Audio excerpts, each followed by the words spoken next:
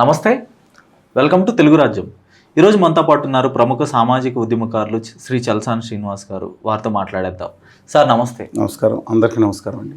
Sir, Ayodhya రామాలయంలో 200 కోట్ల రూపాయల దోపిడీ జరిగింది. స్వామివారికి భక్తులు ఇచ్చిన కానుకలు, తర్వాత వెండి, బంగారం, ఇతరితర వస్తువులు దోపిడీకి గురి కాబడ్డాయని ఆరోపణలు వచ్చాయి. దానికి సంబంధించి సిట్ వేశారు. కేవలం 72 లక్షల వరకు అయితే రికవర్ చేయగలిగారు ప్రస్తుతానికి. అయితే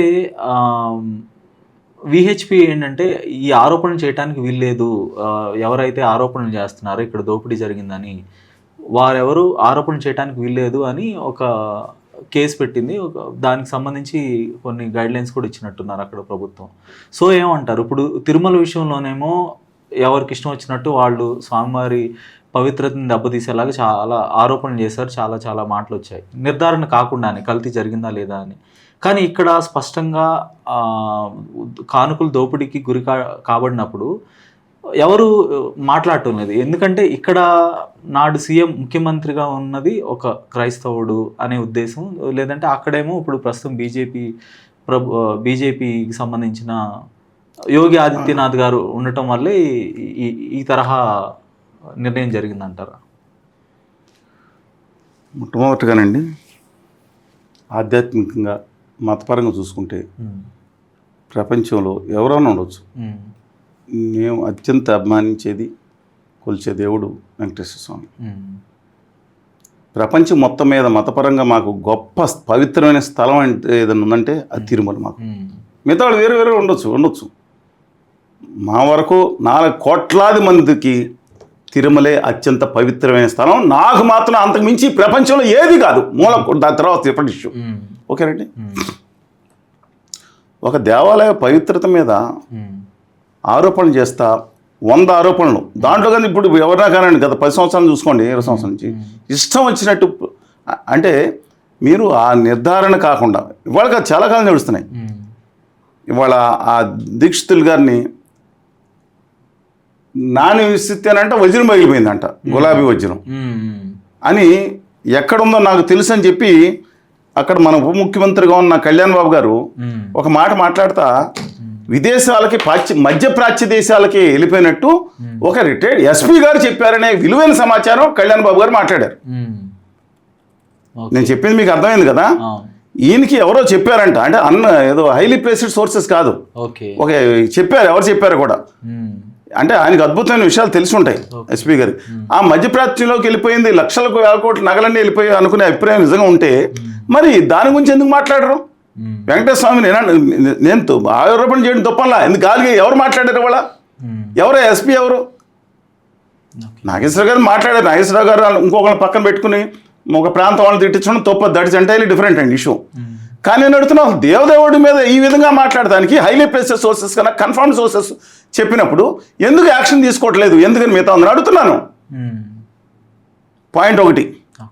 పాయింట్ నెంబర్ 2, మేము అంతా సేకరించి వెండి సేకరించి ఇచ్చాం. ఎంతోమంది భక్తులు నేను మాట్లాడతా, ఎంత వచ్చిందో 200 కోట్ల 1000 కోట్ల లేకపోతే 10 కోట్ల అని డిఫరెంట్ ఇష్యూ అండి.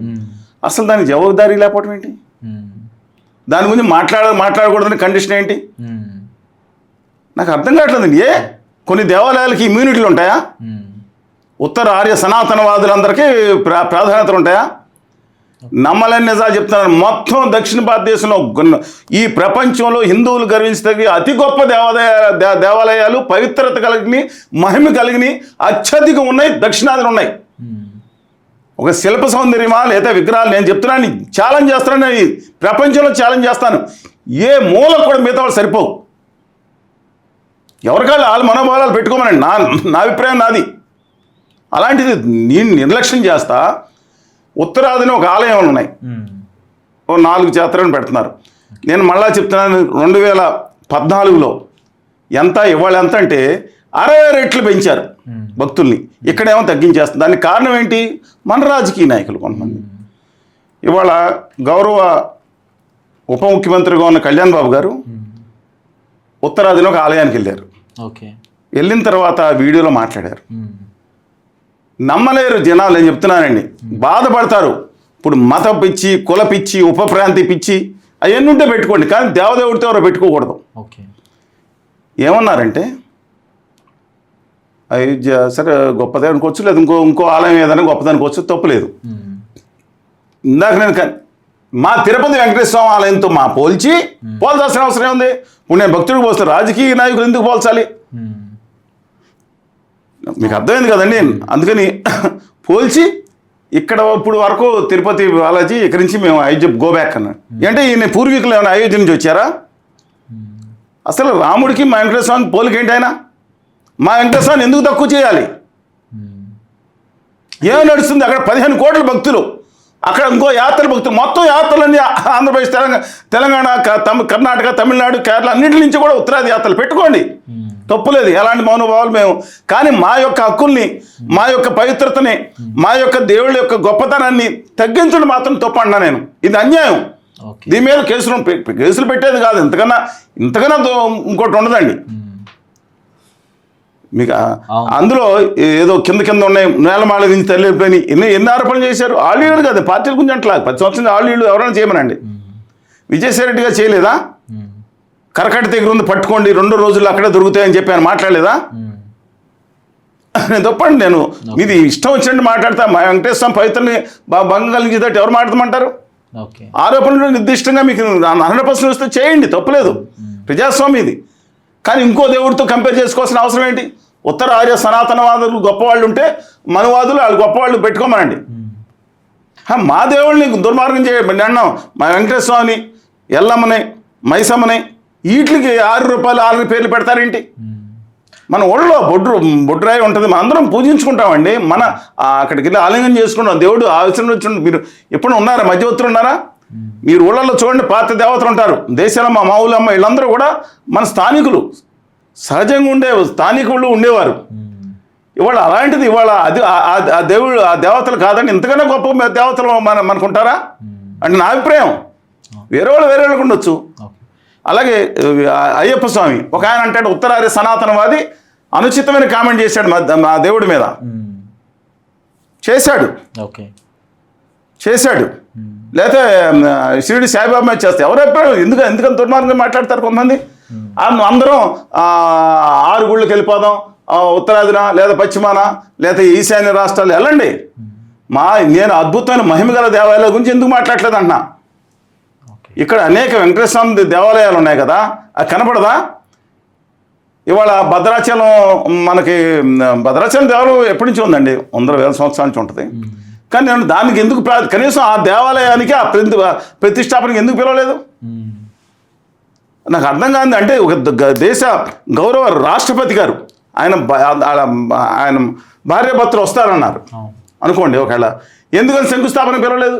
ఎందుకని ఏది ప్రారంభోత్సవానికి అద్వానీ గారిని ఎందుకు పిలవలేదు? భార్య సహితంగా వస్తాం మురళీ మనోహర్ జోషి గారిని ఎందుకు పిలవలేదు? నీ కాళ్ళు నొప్పులు ఇంట్లో కూర్చొని వాళ్ళు కాళ్ళు నొప్పులు ఆయన చెప్తాడు, ఇది చెప్తారండి. దీని గురించి ఎందుకు మాట్లాడలేదు?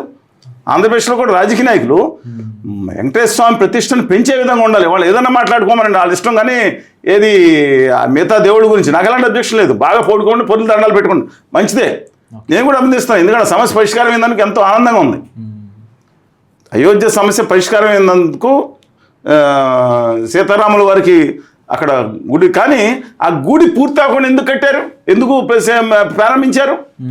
సగం ఎందుకు ఎన్నికల ముందు ఎందుకు ప్రారంభించారు? ఎవరు అడిగేవాళ్ళు లేరా? నేను అడుగుతున్నానండి. అక్కడ హిందూ సాంప్రదాయాల ప్రకారం మిగతా వాళ్ళు నేను అంటలేదు. భార్యల్ని వదిలిపెట్టిన వాళ్ళని లేకపోతే ఇంకో వాళ్ళ గురించి నేను మాట్లాడట్లా. కానీ అక్కడ కూర్చుంది ఎవరండి? యోగి ఆదిత్యనాథ్ గారు, రిలేటివ్లీ హానెస్ట్ పర్సన్. ఆయనకి ఆదాని బాసులు ఎవరు లేరు. నేను some come water minus ideological difference ఉండొచ్చు. ఇంకొక ఆయన మోహన్ భాగవత్ గారు, నిష్ఠాగరిష్ఠుడే ఆయన కూడా. వీళ్ళందరూ బ్యాచిలర్స్ కదండి. ఇంకొక ఆయన ఉన్నారు, ఆయన కూడా బ్యాచిలరే కదా. హిందూ సాంప్రదాయం అంటే ఏంటి? మీ ఎలక్షన్ స్టంటా? ఇప్పుడు మోడీ గారు బ్యాచిలర్ కాదు. ఇప్పుడు ఏదన్నా కనీసం మనం అందుకని సరే కమ్ వాటర్ మిగతా విషయాలు కాదు. కానీ ఇవాళ వెంకటేశ్వర స్వామి ప్రతిష్టను తగ్గించేటట్టు దక్షిణ భారతదేశంలో బ్రహ్మాండ మహిమగల దేవాలయాల ప్రతిష్టను తగ్గించేటట్టు ఇంత దుర్మార్గంగా మాత్రం కొంతమంది చేస్తే మాత్రం వ్యతిరేకిద్దాం. ఇవాళ హంపి విజయనగరం లాంటి యునెస్కో గుర్తించిన ప్రపంచ చరిత్రలో నేను చెప్తున్నా, ఛాలెంజ్ చేస్తున్నా. ఉత్తరార్య సనాతన మనువాదులు కూడా ఛాలెంజ్ చేస్తున్నా. ఇవాళ విరూపాక్ష పీఠం ఉంది అక్కడ, ఎంత అద్భుతమైన దేవాలయం ఉన్నాయి. ఆదిశంకరాచార్యుల వారు ఎక్కడి వారు? ఆయన పెట్టిన మొదటి రాజపీఠం ఏది? శృంగేరి. గత 2000 సంవత్సరాల నుంచి శృంగేరికి ఆ రోజు నుంచి ఇప్పుడు శిష్ట వారు మిగతా మొత్తం అందరూ కూడా నేను చెప్తున్నాను, ఎవరైనా అక్కడ ఉంది తెలుగు వాళ్ళు. 2000 సంవత్సరాలు 1100 సంవత్సరాల పరంపరని వారు చెప్పినా ఏ రోజు తెక్కకుండా మొత్తం అంతా తెలుగు వాళ్ళు ఆ రోజు ఈ రోజు వరకు పీఠాధిపతి ఉత్తరాధికారి గారు స్వామి విధునంద శేఖర్ భారత్ గారు కానీ పెద్ద ఆయన కానీ వాళ్ళందరూ ఎవరు? ఇంకోటి చెప్తున్నాను, తిరుపతికి ఇంకో దాంతో కంపేర్ చేస్తారు వీళ్ళు. నేను ఛాలెంజ్, తిరుపతిలో ఉన్న ఆ పూజా విధానం, ఆ నిష్ఠ గరిష్టంగా చేసే విధానం ప్రపంచంలో ఎక్కడైనా చూపించమని నేను చెప్తున్నాను. మీద ఉండొచ్చు, వాళ్ళు చేసుకోవచ్చు. ఇంతవరకు సాంప్రదాయాలు అంత బ్రహ్మాండంగా నేస్తూ ఉంటాయి. వాళ్ళు అక్కడ చదివే మంత్రాలు కానీ ఇంకోళ్ళతో కంపేర్ ఏంటి? వాళ్ళు వస్తారు ఉత్తర సనాతనవాదులు వచ్చి టెంపుల్ కట్టుకుంటారు. దక్షిణాదిన హైదరాబాద్ బిర్లా టెంపుల్ అని కట్టుకుంటారు. నేను తోపట్టును మంచిదే, కానీ బిర్లా టెంపుల్ ఏంటి నాకు అర్థం కాదు. బిర్లా టెంపుల్ ఏంటండి? విజయనగర శ్రీకృష్ణదేవరాయల టెంపుల్ అంటారా? కాకతీయ ప్రతాపరుద్రుడు టెంపుల్ అంటారా? నాకు అర్థం కాదండి. అంటారా వాళ్ళు ఎన్నో గుడ్లు కట్టిస్తే? వెంకటేశ్వర స్వామి టెంపుల్ అనుకున్నా, బిర్లా మారడి గారి టెంపుల్. దాంట్లో పనిచేసేవారు ఉత్తరాది నుంచి తీసుకురావాల్సిందే అంతా చూడటానికి. వాళ్ళని తొప్పట్టును. కానీ మా యొక్క ఇక్కడ పూజ నిర్వహించే వాళ్ళు కానీ బ్రాహ్మణులు కానీ లేదంటే మిగతా ఎవరో అద్భుతమైన చాలా శాస్త్రోక్తంగా పద్ధతి ప్రకారం చేస్తారు మన దేవాలయాల్లో. సరే వాళ్ళ అభిప్రాయం వాళ్ళది, నేను తప్పట్ను ఇంకోటితో. కానీ కంపేర్ చేసింది ఏం కాదు కదా, ముఖ్యమైన పదవుల్లో ఉన్నవాళ్ళు ఇప్పుడు కంపేర్ చేశారు కదా, అందుకని నేను మాట్లాడుతున్నాను. ఒకళ్ళొకళ్ళు కంపేర్ చేయడం. కానీ మా వెంకటేశ్వర స్వామిని కానీ, మా దేశాలమ్మని కానీ, మా ఊళ్ళమ్మని కానీ ఒరిజినల్ రీతిలో ఎల్లమ్మ కానీ మైసమ్మ ఉండేది హైదరాబాద్లో. మామూలు ప్రజలు వెళ్ళేవారు, ఎవరెవరు వచ్చారు మధ్యలో ఉన్నాళ్ళు, అంటే మాకు అర్థం కాని భాషలో మాట్లాడేవాళ్ళు వచ్చారు. వాళ్ళు బయటకు వచ్చి దాని ఆ విగ్రహం మార్చేద్దామంటారు, ఎక్కడి నుంచో తీసుకొచ్చిన రూపం ఇస్తారు. అక్కడ మనకు సహజంగా ఉండే ద్రావిడ్లకు ఉండే రూపాలు కానీ ఆ మధ్యలో మధ్యవర్తిలో ఉండేవారు కాదండి. ఆయన నెమ్మదిగా గత 40 సంవత్సరాల్లో మార్చేశారు చాలా చోట్ల. అలా మన దేవుడి కింద నేను ప్రకాశం జిల్లాకి వెళ్తే స్థానికులు పూజలు చేస్తారండి. మనం ఎంత అందుకని సమ్మక్క సారక్క ఒక ఆయన వస్తాడు, ఉత్తరాది సనాతన మనువాది, వెరీ బ్యాడ్. సమ్మక్క సారక్కకి గొంతు విచిత్రంగా ఉంటుంది. ఆయన ఆ దేవుళ్ళు అంట వెరీ బ్యాడ్. ఏంటి మీరెవరు చెప్పడానికి? ఉన్న దేవతలు మీరెవరు చెప్పడానికి? మేము పూజిస్తాం, వెంకటేశ్వర స్వామి పూజిస్తాం, అయ్యప్ప స్వామి పూజిస్తాం, దేశాలను చూస్తాం, మావుళ్ళం పూజిస్తాం. మీరెవరో మా దేవతల గురించి మాట్లాడటానికి? మా దేవతల కంటే మేము పూజించిన దేవతలు ఎవరు ఎక్కువ కాదనుకుంటాం. మా ఇష్టం అది. మీరు కావాలంటే అక్కడికి వెళ్ళి పూజ చేసుకోండి. మా దేవతలు ఎవరిని అవమానించడానికి మీకు చాలా తప్పండి. వెరీ బ్యాడ్ అంటే ఏంటి వెరీ బ్యాడ్? సిపిఐ రామకృష్ణ గారు పవన్ కళ్యాణ్ గారిని ఉద్దేశిస్తూ ఈరోజు వ్యాఖ్యలు చేశారు కొన్ని. తిరుమల లడ్డు కల్తీ ఆరోపణలు వచ్చినప్పుడు ఈయన గుడిమెట్లు గడిగారు, చాలా నానా హంగామా చేశారు. వారాహి సభ అని తిరుమలలో ఒక మీటింగ్ పెట్టి వారాహి డిక్లరేషన్ అన్నారు. అయితే ఇప్పుడు ఆయన అయోధ్యలో ఈ దోపిడీ దీన్ని నిరసిస్తూ ఆయన ఇక్కడి నుంచి పాదయాత్ర చేయాలని ఒక మాట అంటున్నారు. అంటే అప్పుడు అంతలా రియాక్ట్ అయిన వ్యక్తి ఇప్పుడు ఇంత జరుగుతుంటే 200 కోట్ల దోపిడీ జరిగితే ఏకంగా పాదయాత్ర చేయాలి, అప్పుడే ఆయన తన చిత్తశుద్ధిని నిరూపించుకున్నట్టు అవుతుందని చెప్తున్నారు. అది ఆయన ప్రేమ అండి. కానీ కళ్యాణ్ బాబు గారు ఆ రోజు నిజంగా అభ్యుదయవాదిగా ఉండేవారు. నేను చూసిన కళ్యాణ్ బాబు గారు అభ్యుదయవాదిగా ఉండేవారు. ఉత్తర ఆర్య సనాతన మనువాదగా మారిపోయారని కొంతమంది ఆరోపిస్తున్నారు. కానీ అన్న అపోలోజెటికల్ సనాతనవాదిని ఆయన అన్నమాట మనం చూసాం. సరే, డిఫరెంట్ ఇష్యూ. సరే, రామకృష్ణ గారు మొత్తం గుర్తుగా చేసిన ఆరోపణలు వేరు. నేను ఒకటి అడుగుతా ఉన్నాను, అయోధ్యకి లడ్లు పంపించారంటే నన్ను ఢిల్లీలోకి వెళ్ళిన తర్వాత చాలా అసహ్యంగా మాట్లాడారండి అక్కడ వాళ్ళు. మా దేవాలయం పవిత్రం, మీ తిరుపతి దేవాలయం పాడు చేసిందని మాట్లాడితే కడుపు రగులిపోయింది నాకు. ఇక్కడ లడ్డూలు మనం ఆగుందాం. అయోధ్య దేవాలయానికి నా దేవాలయం మా దేవాలయం వెళ్ళి మా దక్షిణ దేవాలయం పాడు చేసిందా? ఇవాళ ఏ రికార్డు ఉందని అడుగుతున్నాను. ఇవాళ ఎవరు దానికి లడ్డు ఇచ్చింది, దాన్ని నెయ్యి ఇచ్చింది ఎవరండి? పూర్తి నెయ్యి జూపల్ రామేశ్వరరావు గారు, ఆయనే కదా. లక్ష లడ్డూలు కాదు, అది అక్కడికి వెళ్ళి. అది కూడా కాకుండా బోర్డే గారు ఎవరు ఉన్నారు, ఆయన ఎవరు టీటీడీ బోర్డు ఇప్పుడు కూడా మెంబరు, అమిత్ షా గారు సన్నిహితులు అంటాయి, ఇప్పుడు బోర్డులో ఉంటున్నారు. కాదండి, ఒక ఆయన ఉన్నారు ఓకే టీటీడీ బోర్డులో, ఓకే. ఇంకొక ఆయన, వీళ్ళందరూ కలిసి వాళ్ళు ఒరిజినల్ గిరిరావుల్ని తెప్పించింది ఆ నెయ్యినే వాడామని అఫీషియల్గా ఇప్పటివరకు ఆ నెయ్యిని వాడలేదని రాలేదే. మీరు అనేది తిరుపతి లడ్డూలు అది మాట్లాడారు, అది డిఫరెంట్ ఇష్యూ. అలా అయోధ్యకు పంపించి అయోధ్య ప్రతిష్టని అని అయోధ్యకి దేవుడికి నా దేవుడికి లింక్ పెడతాం ఏంటని అడుగుతున్నా. మై హంబుల్ రిక్వెస్ట్, నేను కడుపు, ఎందుకంటే మా ప్రతి ఒక్కళ్ళకి పిచ్చలు ఉంటాయండి, ఉప ప్రాంతి జిల్లా పిచ్చలు, మత పిచ్చలు, కుల పిచ్చలు, ఎబోద్ అట్లని అడుగుతున్నా. వెంకటేశ్వర స్వామి కంటే గొప్ప ఉంటారు ఇక్కడ? ఆయన యొక్క పవిత్రత తగ్గిస్తారా? నేను అడుగుతాను, అయోధ్యకి మా వెంకటేశ్వర స్వామి లడ్డూలు వెళ్ళి పాడు చేసి అక్కడ పవిత్రతనే గొడ్డు మాంసం కలిపిన లేదా ఫిష్ అని కలిపినని అక్కడికి ఇక్కడ లడ్డూలు మనం మాట్లాడదాం. చర్చ ఇంకా కోర్టులో ఉందో లేకపోతే ఇంకా నడుస్తుంది కదా అది. కానీ అయోధ్యకి వెళ్ళలేదని అందరూ చెప్తున్నారు కదండి, కమిటీ కూడా చెప్తుంది కదా. Let us take out the facts తీసుకోవాలి. కానీ అయోధ్యకి వెళ్ళి ఇక్కడ ఇది తప్ప అంటాను నేను. నా అయోధ్యకి పంపించేయటం ఏంటి? నిజం ఉందా? పోనే తీయండి. వాళ్ళ ముగ్గురు నిజంగా అమిత్ షా గారిని అడిగి వాళ్ళ మనిషి నేను తర్వాత దుబ్బల రామేశ్వరరావు గారిని వాళ్ళు ఎంత దిష్టాగస్తంగా చేస్తారు. రామేశ్వరరావు గారు కమ్మబడ్డారు, పార్టీల మీద పక్కన పెట్టండి. ఇంకొకళ్ళు వాళ్ళు సొంత డబ్బులతో కొని లక్ష లడ్డూలకి, అది కూడా మామూలు ఆవులు కాదు, దేశీ ఆవులు, పూర్తిగా దేశీ ఆవులతో కొనిచ్చి పవిత్ర భావంతో అక్కడ పంపిస్తే 19వ తారీఖున జనవరి 19 అనుకుంటండి బయలుదేరి స్పెషల్ ఒక ఫ్లైట్లో తీసుకెళ్లారు. అక్కడ ఇచ్చారంటే అక్కడ నన్ను అసలు ఎంత అవమానకరంగా ఉందంటే వాళ్ళు చాలా మనం చెప్పాలంటే ఉత్తరాదిన ఎస్పెషల్లీ ఉత్తరప్రదేశ్ మిగతా రాష్ట్రం భక్తి భావం చాలా ఎక్కువ ఉంది. వాళ్ళు ఒక ఎమోషనల్గా తిరుపతి యొక్క దేవుడి ప్రతిష్టని నేను అందుకని నేనే కోరుకున్నాను. తిరిగి కళ్యాణ్ బాబు గారు ఒరిజినల్గా ఆ రోజు మన ఆంధ్రప్రదేశ్ హక్కుల కోసం ఆత్మంగుల కోసం ఆమాన్ దీక్ష చేస్తున్నారు. సచ్ ఏ వండర్ఫుల్ ఫాలోవర్స్ ఇచ్చారండి ఆయనకి భగవంతుడు. వెంకటేశ్వర దయ వల్ల ఆయనకి ఇంతమంది అద్భుతమైన ఫాలోయింగ్ ఇచ్చారే. దాంట్లో 1000వ వంతు ఇస్తే మనం ఆ రాష్ట్ర ప్రజల యొక్క భావితరాల భవిష్యత్తును మార్చవచ్చు. దాంట్లో 1000వ వంతు ఇమ్మనండి. వాళ్ళందరినీ 15 లక్షల మంది పారిశ్రామికవేత్తలు చేయవచ్చు. 10 నిమిషాల్లో విశాఖపట్నం ఉక్కుకి అది కేటాయించుకోవచ్చు. యువతరాన్ని ఒక్కొక్కరిని దమ్ముని నిలబెట్టుకోవచ్చు. నేను ఐ వాంట్ ఆ రోజు ఆ కళ్యాణ్ బాబు గారిని చూడాలనుకుంటున్నాను. ఉత్తరాది సనాతన మనువాదిగా మారిపోయాను కొంతమంది ఆరోపిస్తున్నారు కదా.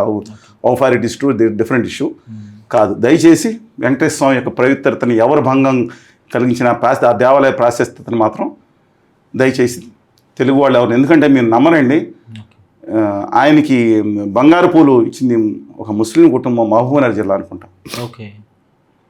చూశారు కదా, ఇప్పుడు కూడా అనేక మంది ముస్లిమ్స్ ఏదన్నా కానీ. అది కాకుండా చాలా మంది అండి క్రిస్టియన్స్ భావన ఉన్నాడు అంటే 2-3 సెక్ట్స్ ఉంటాయి కదా, ఒకళ్ళు కూడా వాళ్ళు కూడా కొంతమంది చాలా పవిత్రంగా చూస్తారు. మన అందరికీ వెంకటేశ్వర స్వామి ఏడుకొండల స్వామి శ్రీనివాసుని యొక్క నేను ఒకటే కోరుకుంటున్నాను, దయచేసి ఆయన కరుణ కటాక్షాలకి మీరు పొందటం అది మంచిది తప్ప ఆయన యొక్క ప్రతిష్టను తగ్గించే విధంగా చూడటం ఎవరు చేసి ఉంటే మాత్రం దయచేసి మై హంబుల్ రిక్వెస్ట్. నేను ఇంకోటి కూడా చెప్తున్నా, ఈ దేశంలో ధర్మం 4 పాదాల నడవట్లేదు, ఒక పాదం మీద నడుస్తున్నా. ఒక పాదం చెప్పాను కదా నేను, న్యాయ వ్యవస్థ లోపాలను సరే న్యాయ వ్యవస్థ దయచేసి దీంట్లో ఆలోచించుకోవాలి ఇవాళ. ఎందుకంటే న్యాయం నిలబడి ఉంది మన దేశంలో అంతా, న్యాయం ఆలోచించుకోవాల్సింది కోరుతున్నాను. ధన్యవాదాలు.